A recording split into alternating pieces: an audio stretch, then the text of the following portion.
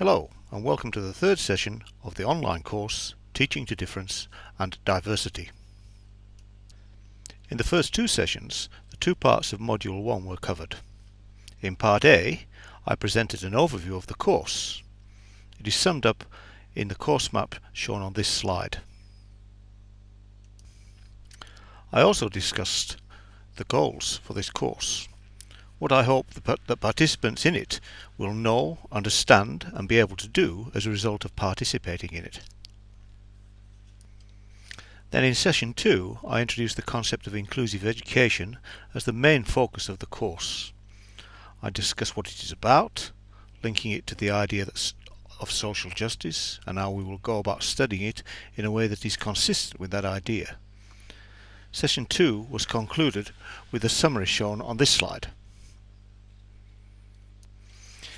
In this module, I will be talking about the drivers of inclusive education, the long history of the philosophy and kind of thinking that underpins it, and the public policy, legislation and research that it is manifested in and supported by. As we discussed in Session 2, inclusive education is concerned with a set of social values that can be summed up in the concepts of social justice and human rights. These concepts have a long history in human thinking and the development of our civilization. The social values of the Western culture which dominates Australian society, and indeed our developing global culture, draw strongly on the Judeo-Christian Islamic traditions. The Ten Commandments, the Sermon on the Mount and other teachings of Jesus Christ, and the Quran all encapsulate social values which have shaped our civilization.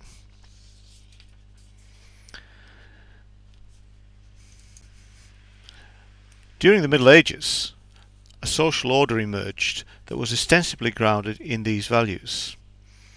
Monarchies held sovereignty over Europe and governed their kingdoms with the collaboration of a ruling class of barons. At the same time, all levels of society were subjected to the authority of the Church, which through the Bishop of Rome, the Pope, was linked directly to God and interpreted his word, that word being the social values that he espoused for everyone.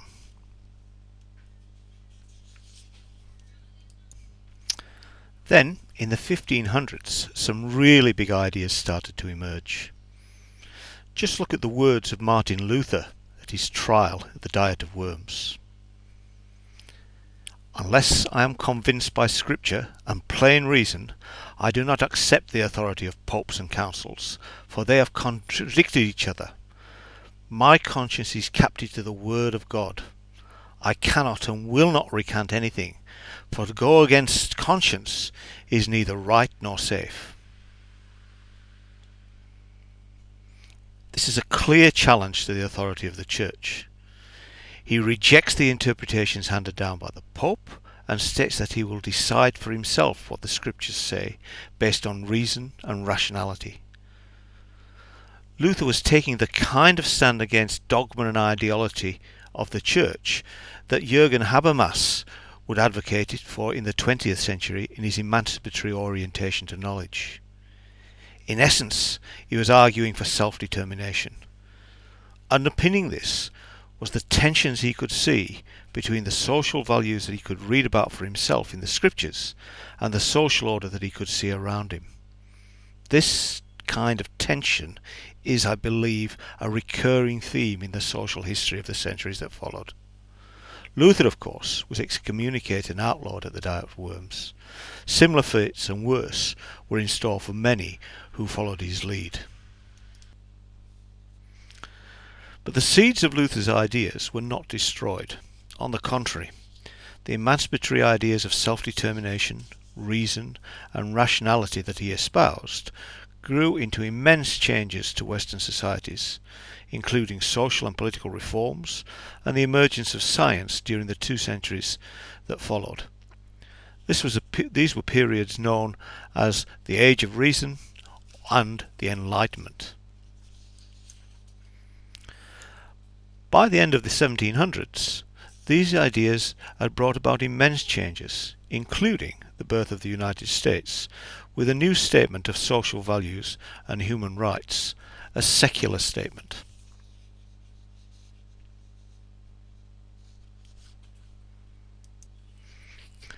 And this new vision of democracy spawned the idea that public education for everyone had a major role to play. Consider the words of Thomas Jefferson here.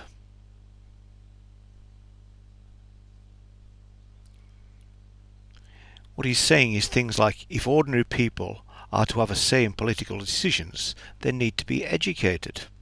This was a clear implication of Luther's idea that everyone should be able to read the scriptures for themselves. The education will realise the potential of talents that is buried by poverty and oppression. Education needs to be for everyone, from the richest to the poorest.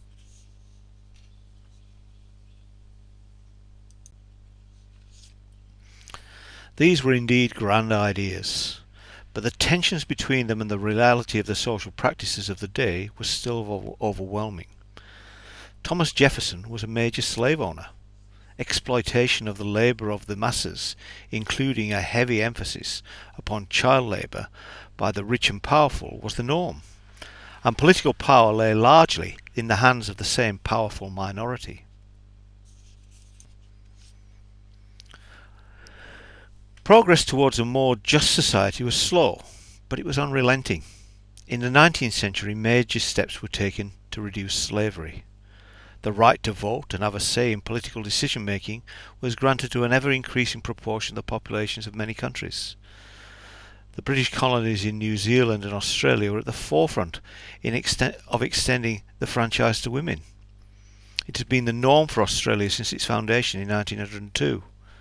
And public education for everyone became the official policy in many countries too, though the reality was not necessarily the kind of inclusive education we strive for today.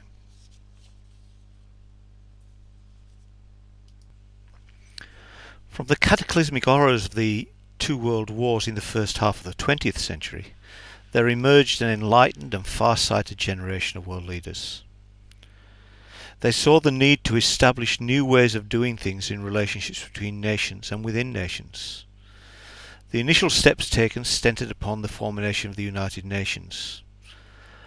A significant early action of this organisation was to write a new secular statement of a set of social values that people from all parts of the world and all religious, ethnic and cultural backgrounds could broadly agree to.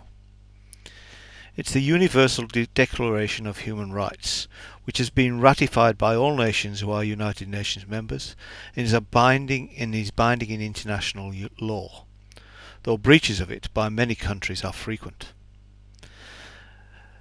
The tension between this newly drafted set of values and the social realities of the world are still very evident. The USA was a leader in drafting and advocating for the Declaration, yet it took nearly 20 more years for discrimination against people on the grounds of race, colour, religion or national origin to become illegal under their laws. Australia too played a significant role in the Declaration. Dr. H.E.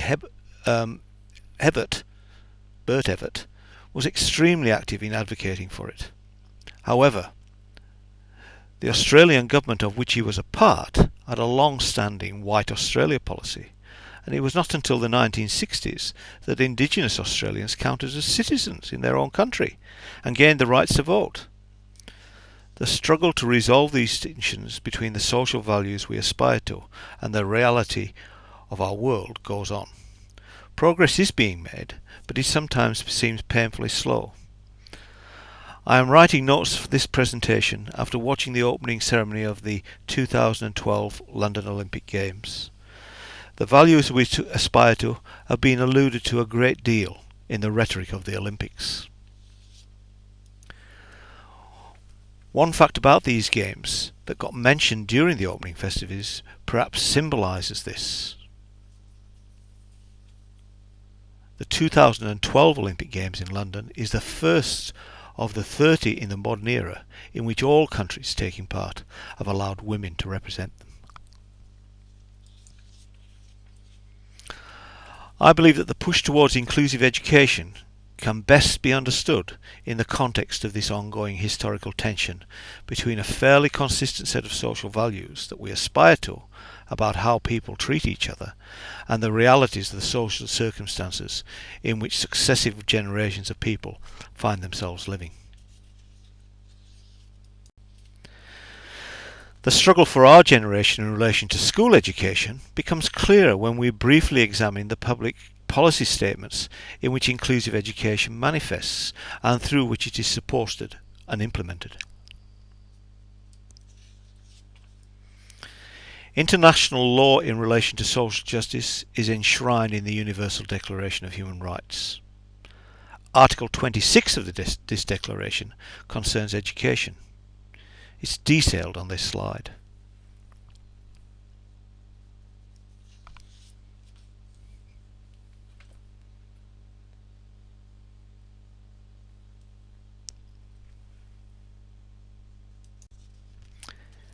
In 1994, the United Nations Educational, Scientific and Cultural Organization, UNESCO, organised a conference in Salamanca in Spain.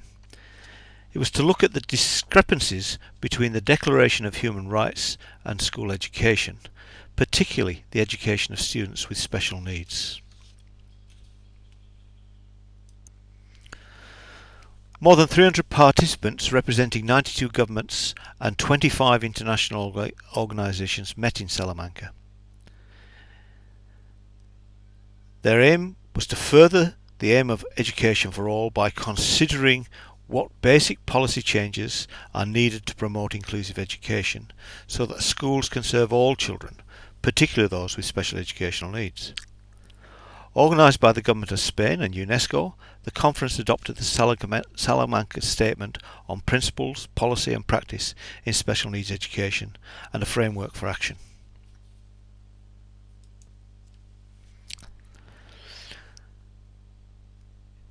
In summary, the statement says things like, every child has a basic right to education. Every child has unique characteristics, interests, abilities and learning needs. Education services should take into account these diverse characteristics and needs. Those with special educational needs must have access to regular schools. Regular schools with an inclusive ethos are the most effective way to combat discriminatory attitudes, create welcoming and inclusive communities, and achieve education for all. And finally, such schools provide effective education to the majority of children. They improve efficiency and cost effectiveness of the whole education system. Australia advocated strongly for the Salamanca Statement and was one of the first nations to sign up to it and ratify it. Elements of the Statement of Intent by Makicha, the council comprising federal and state education ministers in what is known as the Melbourne Declaration, reflect the Salamanca Statement very clearly. They say things like, Australian schools should promote equity and excellence, successful learners, confident and creative individuals, active and informed citizens.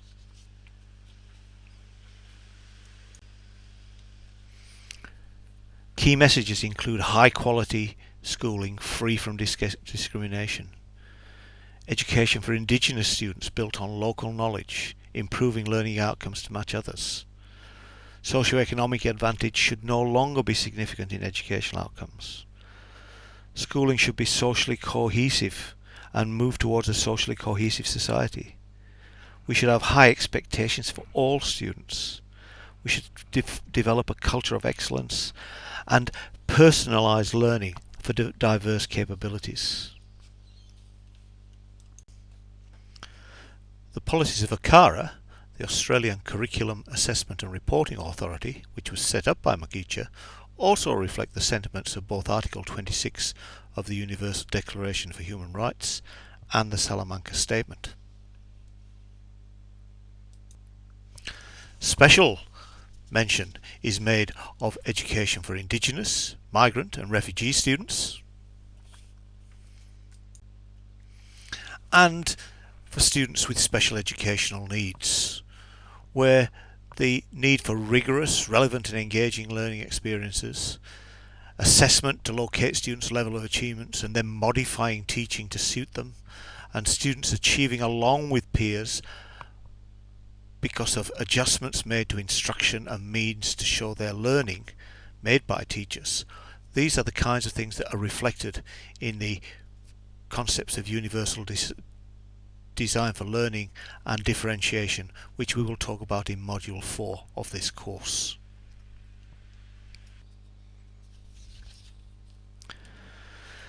Queensland's policy on inclusive education, as we have already seen, makes the message of Universal Declaration and the Salamanca Statement even more explicit. In Queensland, we aspire to an education that fosters a learning community that questions and disadvantage and challenges injustice, that maximises educational and social outcomes for all students through the identification and reduction of barriers to learning, especially for those who are vulnerable to marginalisation and exclusion. We ensure that all students understand and value diversity so that they have the knowledge and skills for positive participation in a just, equitable and global society. In Queensland, inclusive education ensures that schools are supportive and engaging places for all students, teachers and caregivers. Education is about building communities that value, celebrate and respond to diversity. It is underpinned by respectful relationships between learners, teachers and caregivers, and supported by collaborative relationships within communities and governments. And overall, it's about shaping the society in which we live and the type of society to which we aspire. And finally, the messages of the Universal Declaration for Human Rights and the Salamanca Statement and the Melbourne Declaration are all echoed in the professional standards for Queensland teachers. All of the 10 standards reflect these values, and in particular Standard 4 calls upon teachers to design, implement learning experiences that value diversity. Thus, public policies of government in Australia, both federal and state, are strongly committed to inclusive education and the social justice values associated with it. This commitment is reflected in the legislation that supports and implements these government policies. Federal and state laws overlap and complement each other to support the social justice and inclusive education agendas of the kinds of ways explained in the next two slides.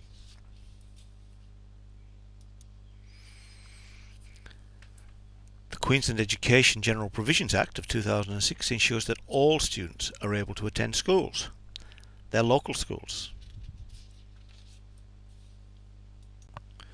State and Commonwealth Anti-Discrimination Acts make specific mention of discrimination on grounds of gender, race and disability. And in the case of disability, a special Act of Parliament, the Disability Standards for Education, clarifies the implications for educators and schools of the Disability Discrimination Act. The agency charged with monitoring and supporting the implementation of all this legislation is the Australian Human Rights Commission, which has a distinguished record in advocating for human rights in our communities and for taking legal action when it's been appropriate.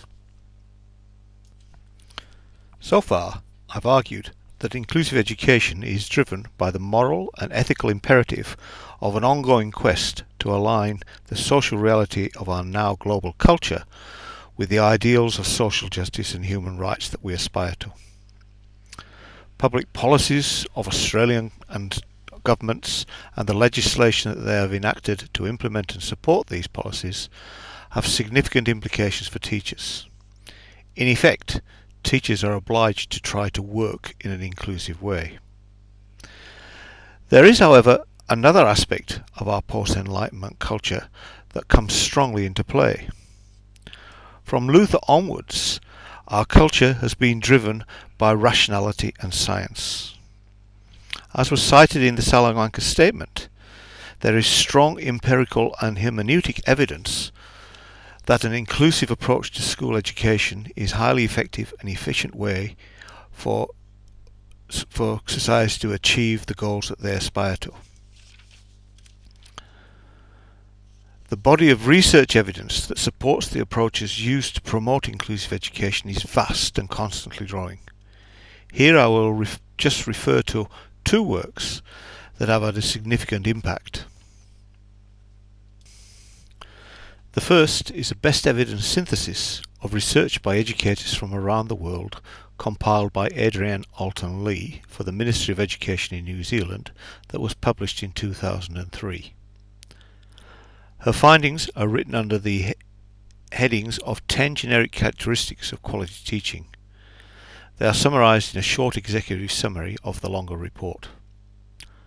Some key observations are referred to on the next two slides, which draw attention to findings that contradict myths commonly cited as concerns about inclusive education.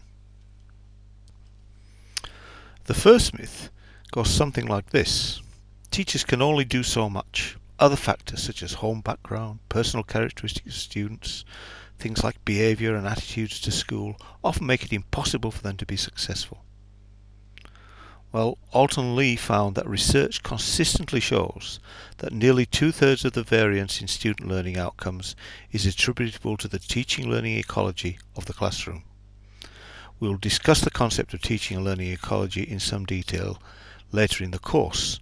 However, the teaching learning ecology is the prime responsibility of a teacher. In short, what the research shows is that what teachers do makes a really big difference. Myth number 2 is that a big worry is that if teachers devote a lot of effort to meeting the needs of students who have difficulties, the outcomes for others, including the more able, will suffer. While again, Alton-Lee found that research consistently shows that teaching that is responsive to diversity has positive impacts to the learning of all students. The second body of work that I want to talk about is a line of argument developed by Tom Skritic in his systems-based analysis of special and general education in the late 1980s. Skritic's work was very influential in supporting the move, very contentious at the time, and in the minds of some still very contentious, away from special schools for many students with special educational needs to the more inclusive schooling model that we have today. Skritic's analysis went something like this.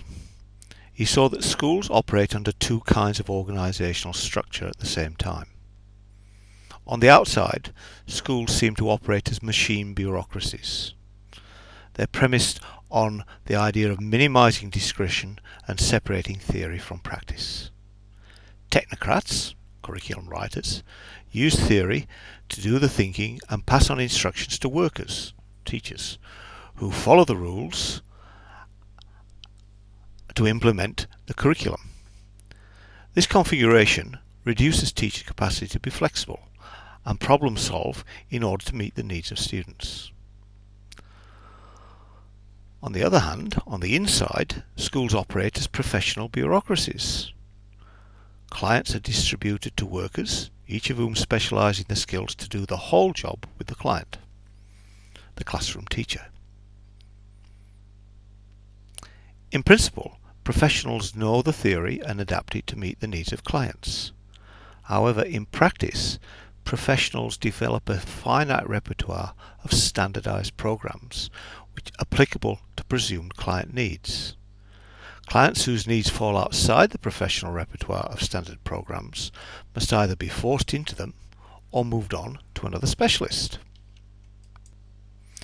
Students with disabilities are problematic for general education schools operating in either of these models. In a machine bureaucracy, there's not enough flexibility or access to expertise to enable teachers to meet the needs of students. Whereas in a professional bureaucracy, Students with disabilities do not fit into the standardised programs in the repertoire of the specialists in the general education classroom, and they must therefore be moved on to other standardised programs in special schools. In effect, Skritic points out, special schools and segregated programs insulate general education from the problems posed by students who are different and reduce the necessity for them to change and adapt. There are two major disadvantages in this special education model.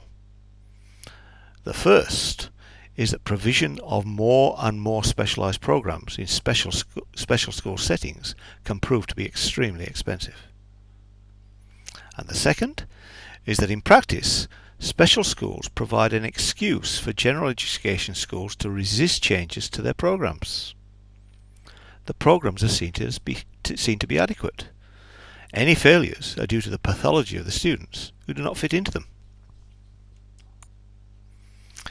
Skritic recommends that schools adopt a third organisational model, the kind of model that we talk about in the inclusive education model. Skritic called that an adocracy. It's premised on the principle of innovation rather than standardisation. And in it, multidisciplinary teams of professionals collaborate and coordinate their work by mutual adjustment. Teams work to solve any problems that arise and devise the kinds of unique, innovative programs required in order to ensure that the needs of the students are met. So Skritic can argue that, and I quote, regardless of its causes or extent, student diversity is not only a problem in learning organisations. It's an asset, an enduring source of uncertainty, and thus the driving force behind innovation, growth of knowledge, and progress, which in organisational terms makes educational equity a precondition for educational excellence. In summary, inclusive education can be said to be driven by a range of intersecting factors which I have organised under 4 headings. However, the argument I have put forward is that there are 2 key themes to the rationale for inclusive education. First, there is the moral imperative, strongly evident in the social history of our global culture, to try to align the ideals of social justice and human rights that we aspire to with the reality of our communal lives. This push towards human rights and the democratic ideal of self-determination and self-realisation is supported in the 21st century Australia by a raft of government policies and legislation. And secondly, I've argued that there's a strong empirical and hermeneutic evidence that inclusive education approach is both highly effective and highly efficient in achieving the goals that our communities have for school education. I trust you have found this talk to be of interest and of value. I look forward to your comments, to your questions, to your feedback.